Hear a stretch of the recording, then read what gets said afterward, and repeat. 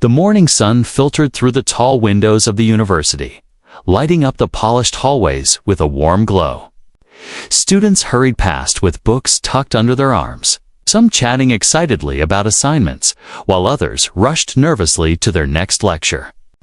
It was just another ordinary day on campus, filled with the familiar noise of footsteps, voices, and the occasional sound of chalk against a blackboard in one of the largest lecture halls. Rows of chairs stretched back like a theater.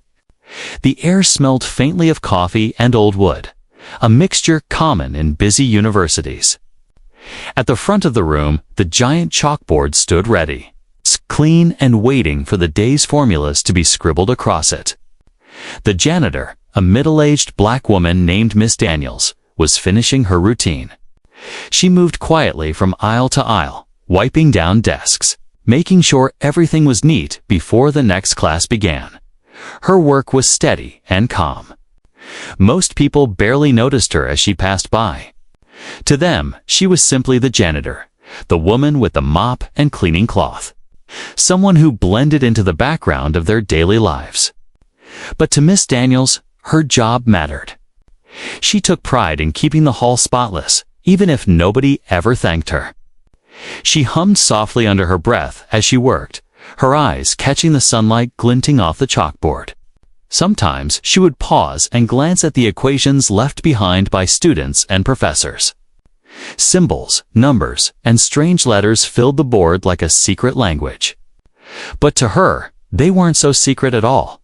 At that same moment, the door swung open, and in walked Professor Harris. He was well known across campus for his sharp suits, quick lectures, and even quicker temper. Students often whispered about him, some admired his knowledge, while others feared his arrogance.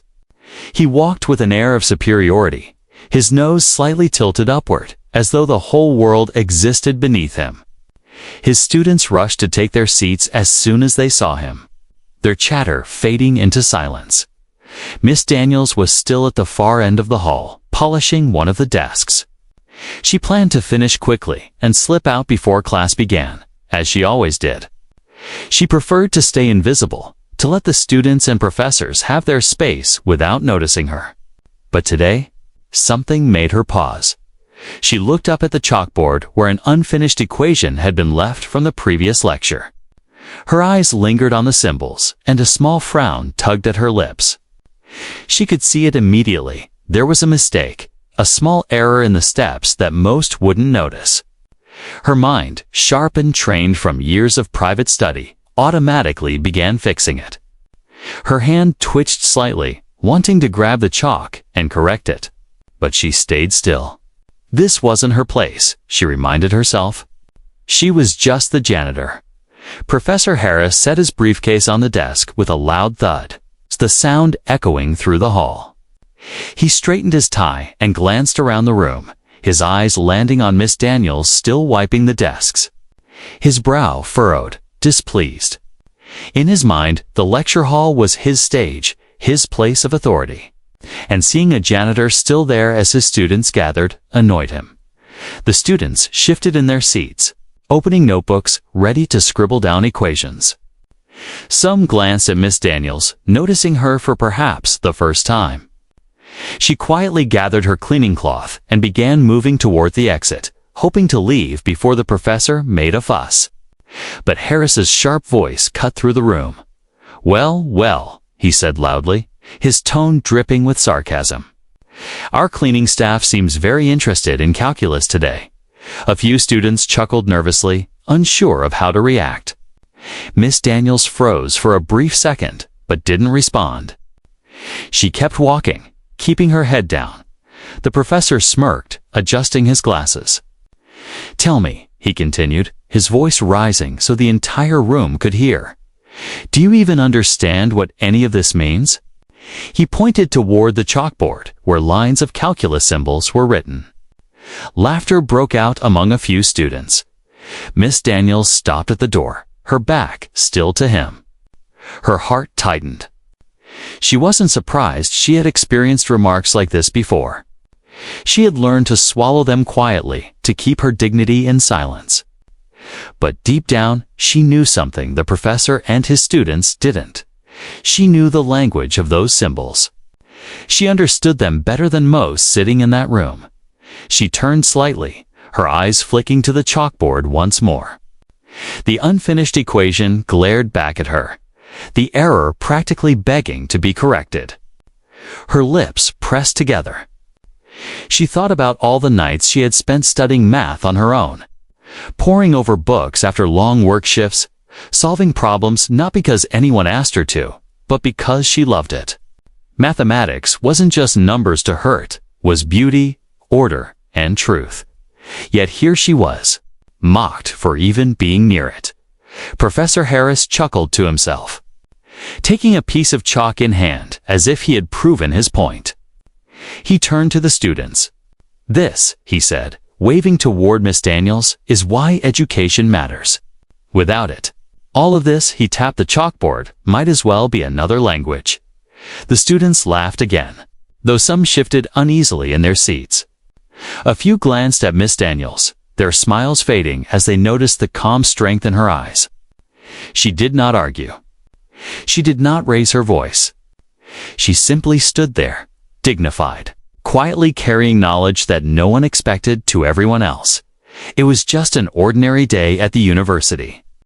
But for Miss Daniels, this day was about to become extraordinary, a day when her hidden genius would no longer remain in the shadows, and when arrogance would meet its match in the most unexpected way. Asterisk. The room was quiet now, except for the faint scratch of chalk, as Professor Harris began writing on the board. His strokes were fast and confident, filling the black surface with long strings of equations. He enjoyed the sound of chalk against the slate. To him, it was like music, proof of his intellect, a performance for his audience of students. As he wrote, he glanced over his shoulder at Miss Daniels, who was still near the door. She had paused, clutching her cleaning rag, clearly uncomfortable after his remark. Harris smirked to himself, pleased that his words had made her hesitate. To him, it was a small victory. He thrived on these little shows of power, moments when he could remind others of their place. Turning back to the class, he spread his arms dramatically. "You see, students, calculus is not something just anyone can understand. It is a language of the elite, the brilliant, the disciplined." His voice carried across the lecture hall, bouncing off the high ceilings. "It takes years of education to even begin to grasp concepts like this. And sadly, many in our society will never come close." The students chuckled nervously. Some nodded, eager to stay on his good side.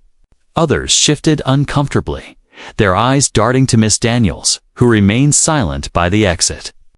A few of them had seen the quiet dignity in her eyes earlier. Something about mocking her didn't sit right, but no one dared to speak up. Harris's authority was too heavy in the room. He tapped the chalk against the board and then pointed it directly at her. "Take our custodian here," he said with a smirk. "A hard-working woman, no doubt. But does she look like someone who could solve this?" He gestured toward a complex derivative sprawled across the board, symbols twisting and curling in patterns that intimidated even some of his brightest students. A few laughed nervously again, though the sound was weaker this time. Miss Daniels remained still, her face calm, though her heart beat harder in her chest. She had faced such arrogance before. She knew what it felt like to be dismissed, underestimated, and mocked. It was a familiar sting, but it no longer pierced her as it once did. Now, it only made her stronger. Harris, encouraged by the chuckles, pressed on. "You see, my dear students, knowledge is power. Without it, you are left to mop floors, wipe desks, and serve those who actually achieved something in life." His voice was sharp, dripping with condescension. His eyes flicked toward Miss Daniels again, daring her to respond. She didn't. She held her silence like a shield. Her gaze lingered on the board, on the equation he had written. And once again, she saw at the flaw. A misstep in his calculation, subtle but clear. A mistake so obvious to her trained eyes that she almost smiled. The professor, unaware of his error, turned back to his students. "Now, who among you can solve this next step?" he asked proudly, chalk poised to strike again.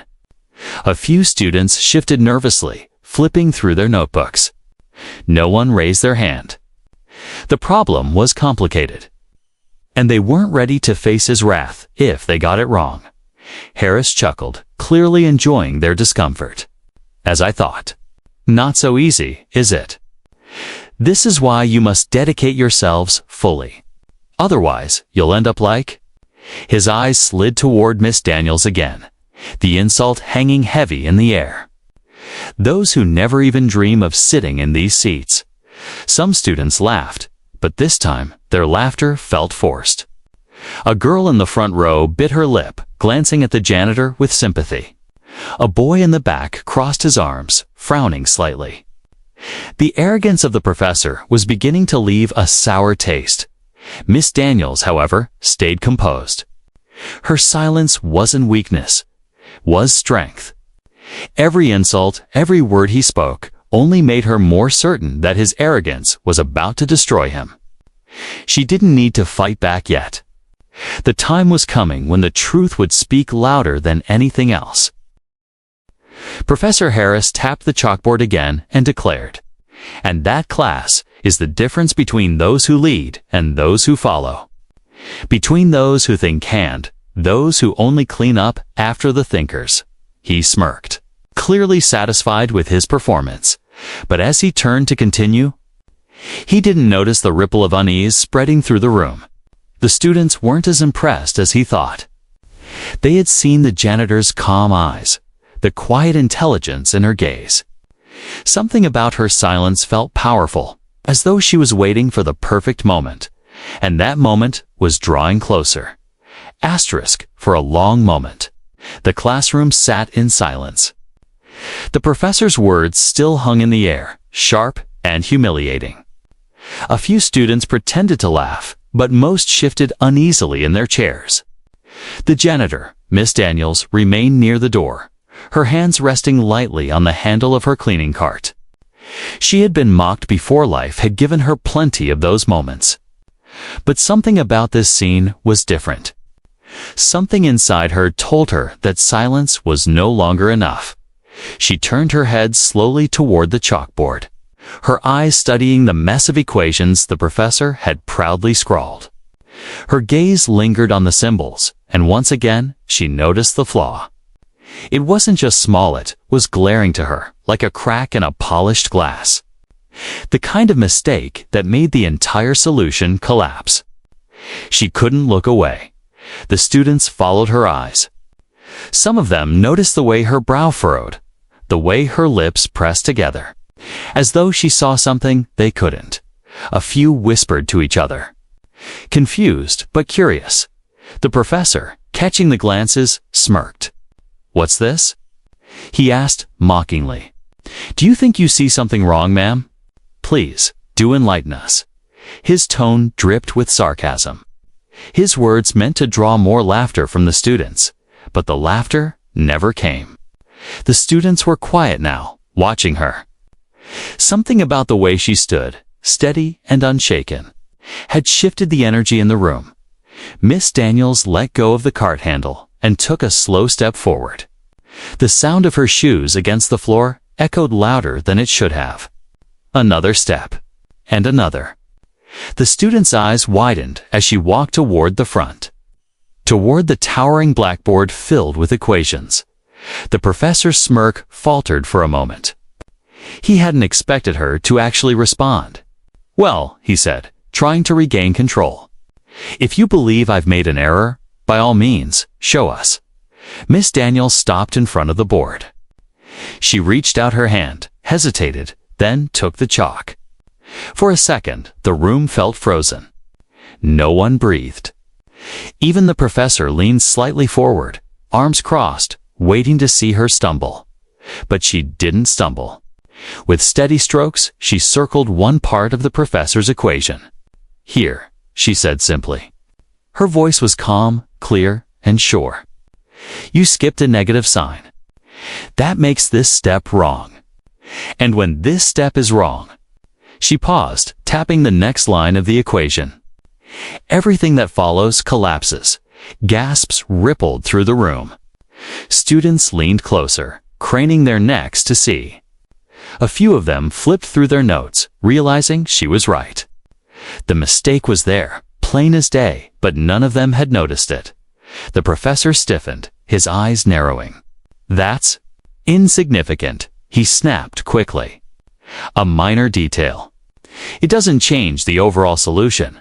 But Miss Daniels turned her head slowly, meeting his gaze with calm confidence.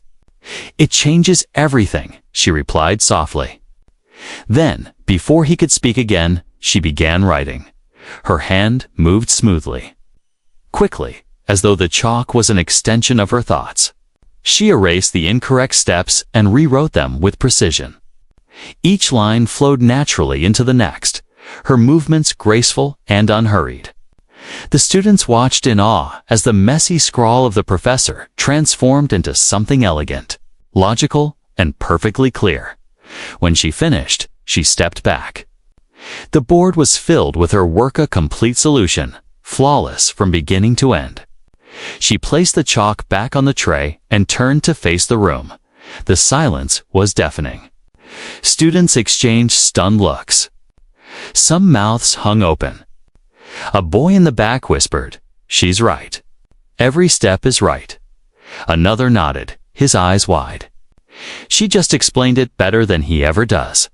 The professor's face flushed crimson. He opened his mouth, but no words came. His pride, its arrogance, it had all been shattered in front of the very students he sought to impress. Miss Daniels didn't gloat. She didn't smile or look triumphant. She simply folded her hands in front of her and said calmly, "Mathematics doesn't care who solves it. The truth is the truth, no matter who holds the chalk." The students erupted in applause. It wasn't just polite clapping, it was real, genuine admiration. Some stood from their seats, cheering. Their eyes weren't on the professor anymore. They were on her. For the first time, the janitor wasn't invisible. She wasn't just the woman cleaning the floors. She was the one who had stood up, faced arrogance head-on, and revealed a brilliance that no one had expected. And in that moment, the balance of the classroom had shifted forever. The applause thundered through the lecture hall, bouncing off the tall walls like rolling waves. Miss Daniels stood quietly in front of the chalkboard, her hands folded, her expression calm as ever. She hadn't asked for applause. She hadn't even raised her voice. Yet the room was alive with admiration, students clapping and cheering as though they had just witnessed something historic. Professor Harris, however, was not clapping. His face had turned a deep shade of red, his jaw tight, his fists clenching at his sides. He felt the sting of humiliation burning through him. For years, he had built his reputation on being the smartest person in the room, the authority no one dared to challenge. And now, in a matter of minutes, a janitor, a woman he had mocked, had exposed his mistake and stolen the spotlight.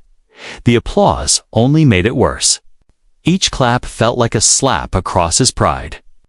His eyes darted toward his students, many of whom were smiling, whispering excitedly, their attention fixed on Miss Daniels instead of him.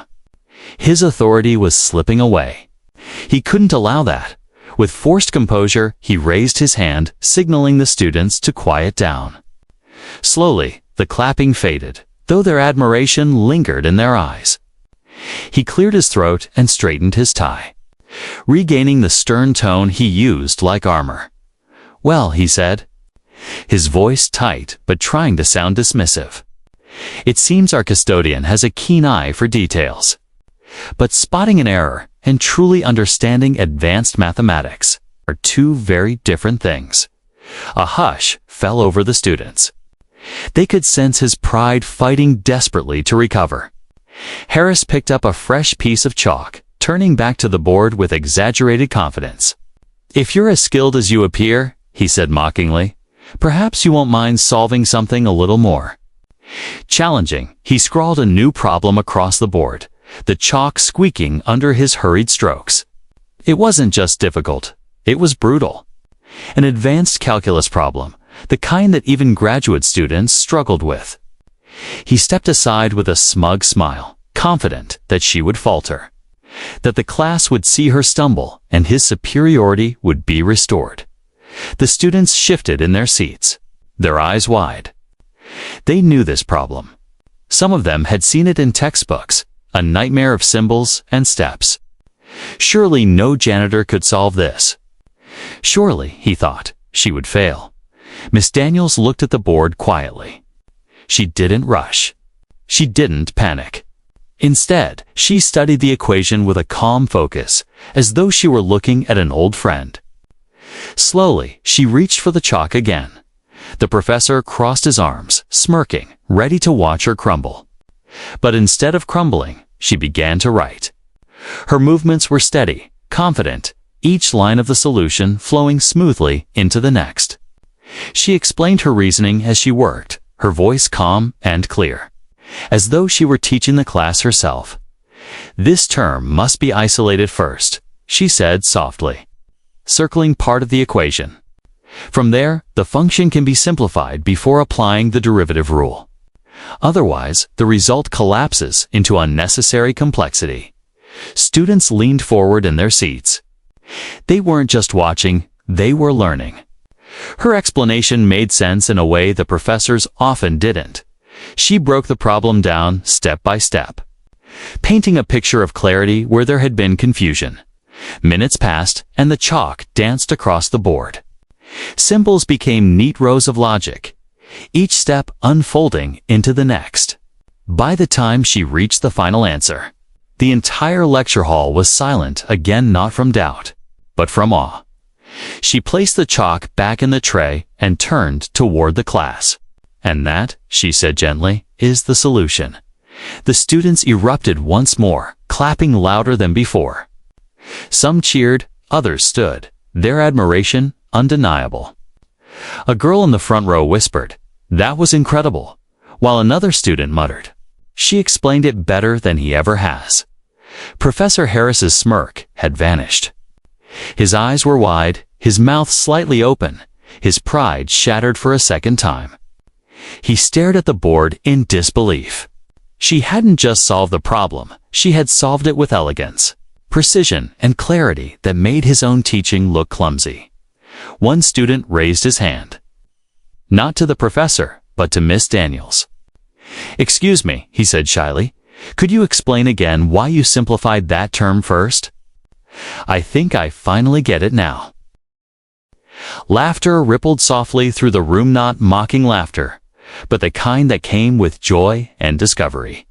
And in that moment, the students weren't looking to Professor Harris for guidance. They were looking to her. Harris's chest tightened. His authority had slipped completely.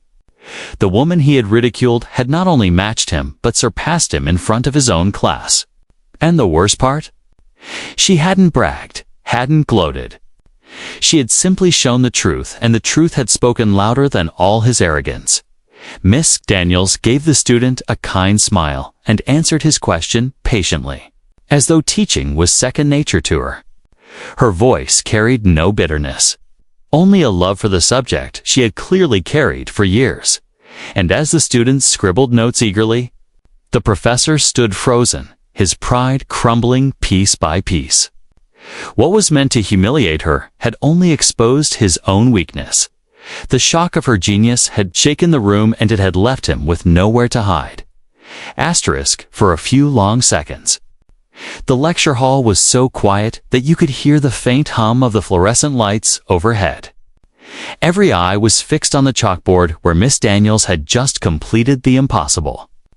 The dense, intimidating problem that had silenced the students minutes earlier was now solved in neat, perfect steps. The students weren't just impressed, they were stunned. Slowly, hands began to clap. First one, then another. Then the sound spread like fire through the room until the applause was roaring. Some students even stood to their feet, their faces lit with admiration. They weren't cheering for their professor this time. They were cheering for her, Professor Harris stood frozen at the side of the board, his jaw tight, his face pale. The very control he held over his classroom, the authority he wore like a crown, was slipping through his fingers. The students, his audience, were no longer looking at him. Their attention, their respect, their admiration, all of it, now belonged to the woman he had mocked. Miss Daniels didn't bow. Didn't wave, didn't act triumphant. She simply folded her hands in front of her, her expression calm and humble. But her silence carried more power than any words could have. A student in the front row raised her hand. Not for the professor, but for Miss Daniels. "Excuse me," she said softly. "Could you explain again how you knew to simplify the function first?" "That part. It finally makes sense when you explained it." Gasps spread across the room. Students weren't just impressed, they wanted her to teach them. They wanted to learn from her. Miss Daniels nodded, stepping toward the board again. She picked up the chalk with ease and began to explain, her voice clear and steady. "If you try to attack it directly," she said, pointing to the first term, "you'll only make the problem harder. But if you break it down, piece by piece, you see the truth more clearly." Her explanation was simple, almost elegant, and the students leaned forward eagerly, scribbling notes as fast as they could. They were learning more in those few minutes than they had in entire lectures with Harris. The professor's hands curled into fists. His face grew hotter, his pride burning like fire. He cleared his throat loudly, trying to interrupt. "That's enough," he snapped, forcing a smile.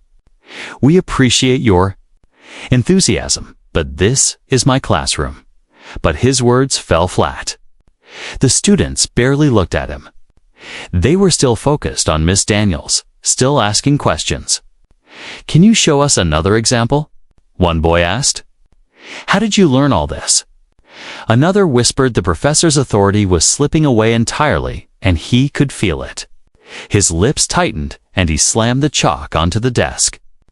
"Class dismissed," he barked, his voice sharp and angry. But even then, the students hesitated. They didn't want to leave. They weren't ready to let her stop teaching.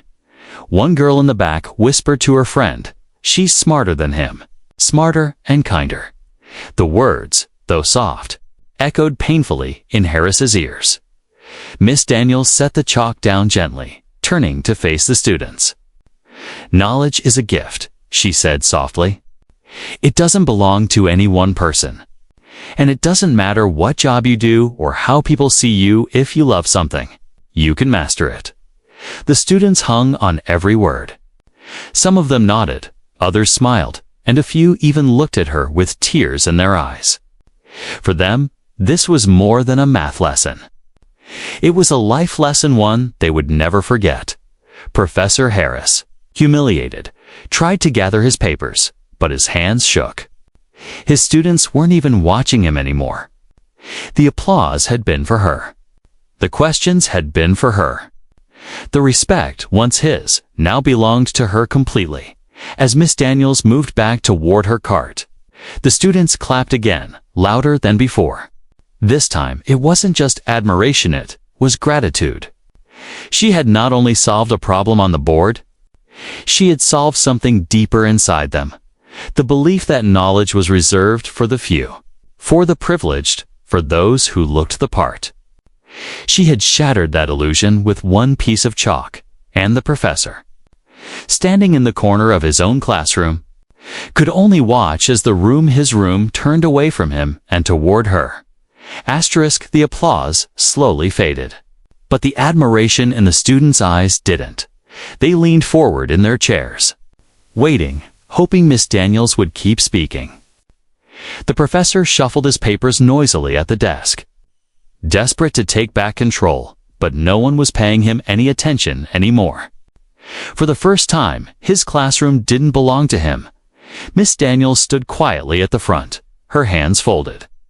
She hadn't planned to reveal anything about herself. For years, she had kept her brilliance hidden, living quietly in the shadows. But now, seeing the eager faces of these students, she realized this was bigger than her pride. This was about showing them something no book could ever teach. One boy raised his hand shyly. "Miss Daniels," he said, his voice soft, "how do you know all this? Did you study math before?" The room fell silent again. Every student wanted to know the answer.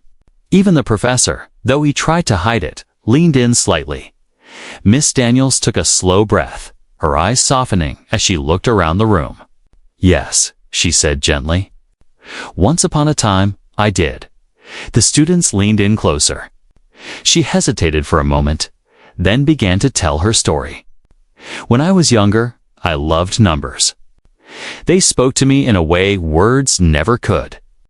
I used to sit for hours solving problems just for fun. My dream was to become a mathematician, maybe even a professor like your teacher here."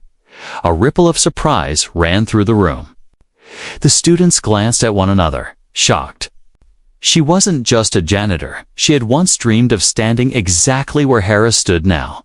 "But life," she continued, her voice calm but carrying a trace of sadness, "doesn't always give us what we plan. My family didn't have money for me to finish school. I had to work, one job after another, always just enough to survive. The dream slipped further away each year. Until one day, I found myself here, cleaning classrooms instead of teaching in them." Some students lowered their eyes, guilt washing over them. They had laughed when the professor mocked her, not realizing she had once been just like them, full of hope and ambition. But then Miss Daniels smiled, and her eyes sparkled again. "Still," she said softly, "I never let go of mathematics. Every night, after work, I studied. I borrowed books from the library. I solved problems on scraps of paper. I taught myself. Because math doesn't care where you live, what job you have, or how much money is in your pocket. If you love it enough, it will always be there for you." The room was silent, except for the faint hum of the air conditioner. The students sat motionless, hanging on every word. They weren't just listening to a janitor anymore. They were listening to someone who had lived what they could barely imagine. One girl wiped her eyes, whispering, That's amazing," another student muttered. "She's more of a teacher than he ever was." The professor's jaw clenched. He tried to interrupt, to reassert himself. "That's all very touching," he said coldly. "But sentimental stories don't make someone a mathematician." But Miss Daniels didn't flinch. She looked at him calmly and replied, "No. Hard work, passion, and persistence do. And those are things you can't fake." The students erupted in applause again, louder than before. This time, they weren't just clapping for her skill, they were clapping for her story. Her perseverance, her courage. She raised her hand slightly, and the room quieted once more. "I don't tell you this for sympathy," she said. "I tell you this because I want you to understand something important. Success is not about titles. It's not about fancy clothes or who people expect to stand at the front of the room. Success is about what you carry inside, about refusing to let your love for something die. No matter what life throws at you." The students nodded, their faces glowing with respect. For many of them, her words struck deeper than any lecture ever had. Some thought of their own struggles working extra jobs, caring for families, carrying burdens no one else could see. In her, they saw themselves. And in her story, they saw hope. Professor Harris stood stiff at his desk, his pride bleeding out of him with every clap, every cheer, every look of admiration directed not at him, but at her. He had tried to humiliate her, but instead, she had revealed the truth. Not just her genius, but her resilience. And it was a truth so powerful that no amount of arrogance could bury it again. Miss Daniels stepped back toward her cart, ready to leave. But before she reached the door, she turned once more to the students. Her voice was gentle, but firm. Never underestimate someone because of what they do for a living. You don't know the battles they've fought, the dreams they've carried, or the brilliance they may be hiding. Respect costs nothing, but giving it can change everything. The students rose to their feet, clapping wildly, their admiration spilling out into the air like a storm of gratitude. And in that moment, the revelation was complete. She was no longer invisible. She was no longer just the janitor.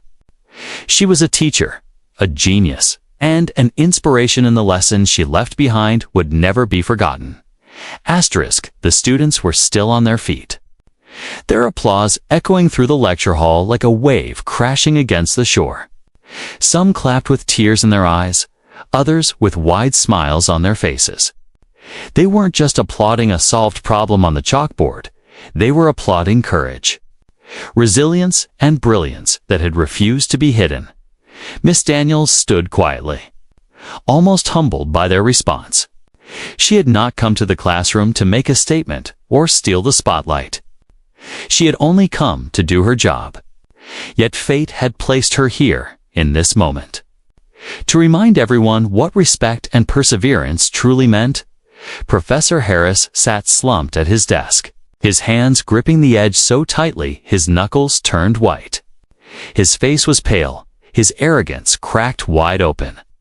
For years, he had ruled his lectures with authority, never doubted, never questioned. But now his students had seen through him.